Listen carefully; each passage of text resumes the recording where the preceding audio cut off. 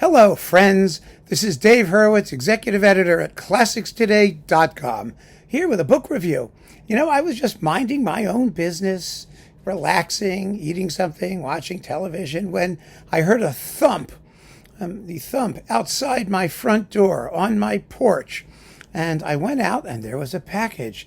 And in the package was this rather large and impressive tome, Recording British Music. A personal history of 50 years researching and recording neglected repertoire with mini session photographs by the author. The author being Lewis Foreman, one of the guiding lights behind the renaissance of English music on recordings. Now, if, like me, you love 20th century English music, and I do love 20th century English music, then this is like, your ship has come in. This is fabulous. It's got unbelievable quantities of detail about the history of contemporary English music, 20th century English music mostly, on disc, and how it all happened. And really, it's a stunning story. I think the part of it that really gets me, and we read about it over and over again, is just how little the English and the Americans too, I'm not singling them out, the English cared about 20th century English music. So much of this stuff was out of print, it was out of sight, out of mind, unplayed, unrecorded, ignored, composer after composer after composer. Some of this stuff was going to be destroyed, some of it was destroyed and had to be recovered. It really is astonishing when you go back and think about it, that so much of the British musical patrimony was simply cast aside. It's happening here. I'm sure it's happening in every country. And in a way, it's depressing, because once recorded and we listen to it and we think, oh, this is marvelous. How could anyone have ever not wanted to have this performed, or at least recorded or preserved for the future so people could at least find it and then possibly play it?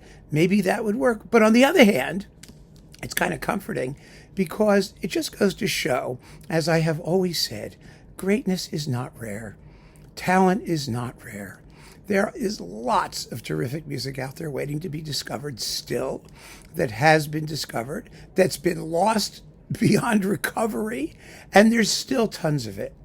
On the one hand, I find it shocking, and I'm sure that's part of Mr. Foreman's intention, to give us a little bit of a zotz, a little bit of a shock.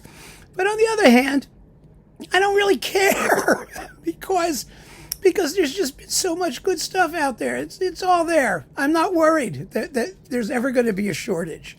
There certainly is not going to be a shortage. And perhaps Mr. Foreman would agree with that position as well. It's a very interesting story. And he tells it. Let me tell you how he tells it. First of all, it's a very well-organized tome here. Let me see. Let me just open this up. Oh, look at that. You get lots and lots of wonderful photos. Look at the cover. This is the recording of Havergal Brian's Second Symphony with the Royal Scottish National Orchestra. I think under Martin Yates. Yes, I think so. So we have an enormously detailed series of chapters. It's first of all an autobiographical introduction exploring music, practical research and performance, session reports, and then a whole series of composer portraits, along with discussions of the various works in which Mr. Foreman participated. The recordings of the works, that is, or at least their discovery, their promotion, or he visited the sessions, or he was hanging out with the right people. They are Richard Arnell, Malcolm Arnold, Granville Bantock, Arnold Bax, Planet Baxia Rejoice, Havergal Brian, Arthur Butterworth, Delius Elgar, George Lloyd, yay! David Matthews. Although I have to say, Mr. Foreman does not mention the fact that my orchestra performed the first international performance outside of the UK after the premiere of George Lloyd's Fifth Symphony.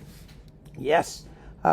David Matthews, John McCabe, Vaughan Williams, and then a little chapter called Many Composers, Ronald Corp, Cecilia McDowell, Carla Martelli, Lionel Sainsbury, Christopher Wright, Stephen Dodgson, Alan Hoddenault, and Michael Hurd. So you get those little chapters, and then you have stories of the record labels that made this all possible. Lyrita, first and foremost, of course. Then Chandos, Hyperion, Continuum, Classico, Dutton Epoch, which has been doing a lot of fabulous stuff lately. Then some notable performances recorded live, which are generally published off the BBC, and Lyrita had some of those, and others did too. Then Rescuing Unfinished and Incomplete Scores. This is the sort of touchier part with me, because I think most of these incomplete and unfinished things should be left that way, but that's okay. We talk about some wonderful people, Rodney Newton, Graham Parlett, Christopher Palmer, of course, Anthony Payne, who's Elgar III, I think, is one of the great abominations in music history. Martin Yates, who's done fabulous work restoring Vaughan Williams' early scores. Jeremy Dibble, who's a terrific guy and a wonderful scholar of Stanford and Parry and that generation. And then appendices and all kinds of other juicy stuff.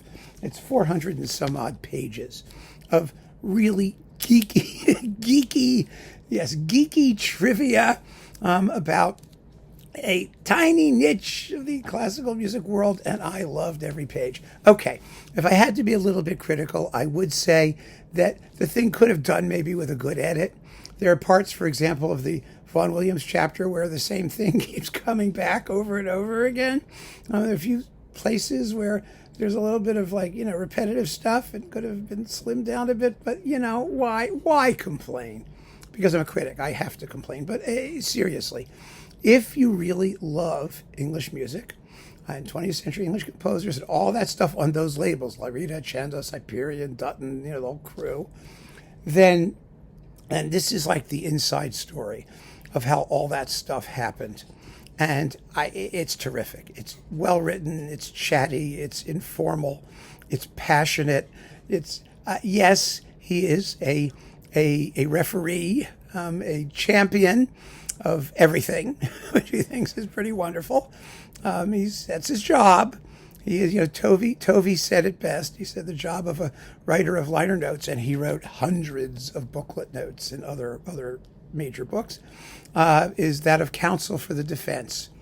And the cause of 20th century British music could not have found better counsel for its defense than Lewis Foreman. But of course, it doesn't need to be defended, does it? Because it's absolutely splendid.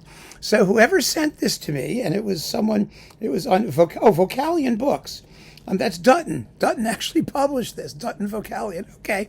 So thank you, Dutton people. Thank you for sending me this. It was a joy, and I don't know how many millions of copies it will sell. I suspect probably about as many as your average Havergal-Brian symphony sells.